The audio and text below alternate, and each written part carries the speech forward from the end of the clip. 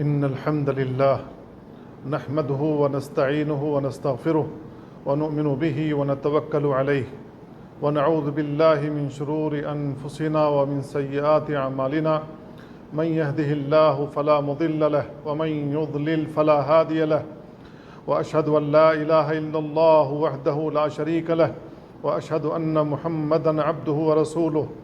أما بعد، فإن خير الحديث كتاب الله، وخير الهدي هدي محمد صلى الله عليه وسلم، وشر الأمور محدثاتها، وكل محدثة بدعة، وكل بدعة ضلالة، وكل ضلالة في النار.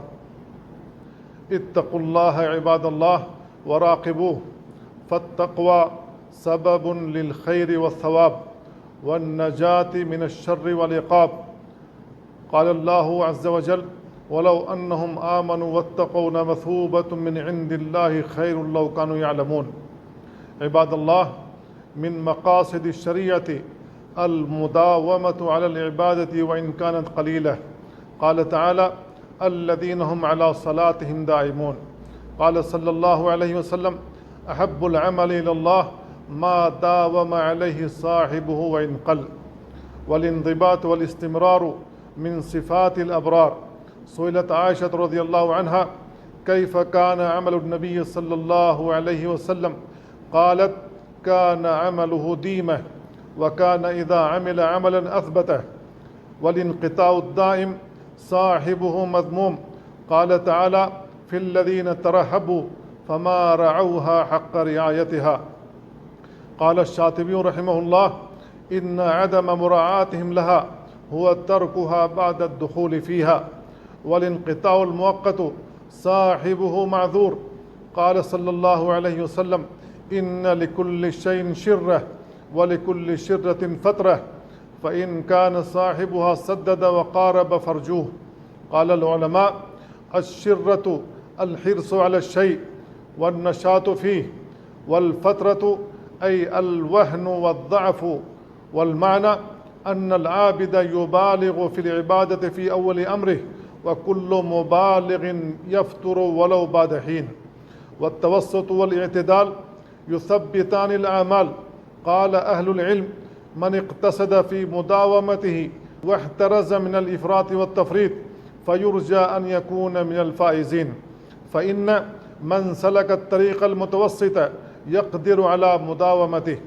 قال ابن القيم رحمه الله: كل مجد في طلب شيء لا بد أن يعرض له وقفة وفتور، ولكن صاحب الوقفة له حالان: إما أن يقف فيجم نفسه ويعدها للسير، فهذا وقفته سير ولا تضره الوقفة، وإما أن يقف لداع دعاه من ورائه وجاذب جذبه من خلفه، فإن أجابه أخره ولا بد. وإذا أردت الدخول في عمل فانظر في مآله واستعدا للقائه، ولا تكن من الذين قالوا ما لنا ألا نقاتل في سبيل الله، فلما كتب عليهم القتال تولوا. والخوف والرجاء يعنيان على الدوام والبقاء، فإن الخائف من النار يسهل عليه الفرار، والراجي للمكافأة تقصر عليه المسافة. قال الله عز وجل: واستعينوا بالصبر والصلاة وإنها لكبيرة إلا على الخاشعين الذين يظنون أنهم ملاقو ربهم وأنهم إليه راجعون. وكلما رأيت من نفسك نشاطا فتقدم برفق، وكلما رأيت فتورا فارجع إلى التوسط، وقليل دائم خير من كثير منقطع. قال صلى الله عليه وسلم: خذوا من الأعمال ما تطيقون. يقول النووي رحمه الله: أي تطيقون الدوام عليه بلا ضرر. وفيه دليل على الحث على الاقتصاد في العبادة واجتناب التعمق. والقليل الدائم خير من الكثير المنقطع، لأن بدوام القليل تدوم الطاعة، بحيث يزيد على الكثير المنقطع أضعافا كثيرة. والتشديد والتكلف سبب للانقطاع والتخلف. قال صلى الله عليه وسلم: سددوا وقاربوا واغدوا وروحوا، وشيء من الدلجة القصد تبلغوا. قال ابن حجر رحمه الله: سددوا أي اقصدوا بعملكم الصواب، وقاربوا أي لا تجهدوا أنفسكم في العبادة لئلا يفضي بكم ذلك إلى الملال فتتركوا العمل. الغدو السير من أول النهار، والرواح السير من نصف النهار، والدلجة سير الليل، وفيه الحث على الرفق في العبادة، وعبر بما يدل على السير لأن العابد كالسائر إلى محل إقامته وهو الجنة. القصد أي ألزم الطريق الوسط. والفتور بعد النشاط أمر لازم لا بد منه، فمن لم تخرجه فترته من فرض ولم تدخله في محرم فيرجى أن يعود خيرا مما كان. قال عمر رضي الله عنه: إن لهذه القلوب إقبالا وإدبارا، فإذا أقبلت فخذوها بالنوافل، وإن أدبرت فالزموها الفرائض. والفتور بعد الطاعة فيه من الحكم ما لا يعلم تفصيله إلا الله. قال ابن القيم رحمه الله: وفي هذه الفترات التي تعرض للسالكين يتبين الصادق من الكاذب، فالكاذب ينقلب على عقبيه ويعود إلى طبيعته وهواه، والصادق ينتظر الفرج ولا ييأس من روح الله، ويلقي نفسه بالباب طريحا ذليلا كالإناء الفارغ. فإذا رأيت الله أقامك في هذا المقام فاعلم أنه يريد أن يرحمك ويملأ إناءك. المداومة على القليل من قيام الليل أفضل من كثير لا يداوم عليه. قال الشيخ الإسلام ابن تيمية رحمه الله: استحب الأئمة أن يكون للرجل عدد من الركعات يقوم بها من الليل لا يتركها، فإن نشط أطالها، وإن كسل خففها، وإذا نام عنها صلى بدلها من النهار.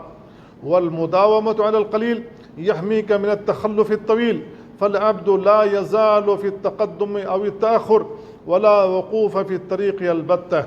قال جل وعلا: لمن شاء منكم أن يتقدم أو يتأخر. وليس المطلوب أن تكون بعد رمضان كما كنت فيه من الاجتهاد، بل أن تكون بعده خيرا مما قبله، وقليل ثابت خير من كثير منقطع. قال صلى الله عليه وسلم: يا عبد الله لا تكن مثل فلان كان يقوم الليل فترك قيام الليل.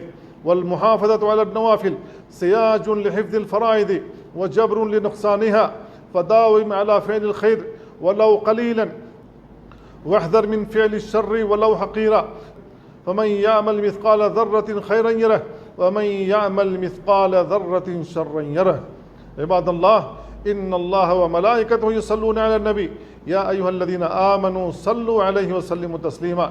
اللهم صل على محمد وعلى آل محمد كما صليت على إبراهيم وعلى آل إبراهيم إنك حميد مجيد. اللهم بارك على محمد وعلى آل محمد كما باركت على إبراهيم وعلى آل إبراهيم إنك حميد مجيد. اللهم أعز الإسلام والمسلمين، وأذل الشرك والمشركين، ودمر أعداءك أعداء الدين، واهم حوزة الدين. اللهم فرج هم المهمومين ونفس كرب المكروبين. اللهم آمنا في أوطاننا، وأصلح أئمتنا وولاة أمورنا، ووفق ولي أمرنا وولي عهده لما تحب وترضى، وخذ بناصيتهما للبر والتقوى. عباد الله، إن الله يأمر بالعدل والإحسان وإيتاء ذي القربى وينهى عن الفحشاء والمنكر والبغي، يعظكم لعلكم تذكرون. فاذكروا الله العظيم الجليل يذكركم، واشكروه على نعمه يزدكم، ولذكر الله أكبر، والله يعلم ما تصنعون.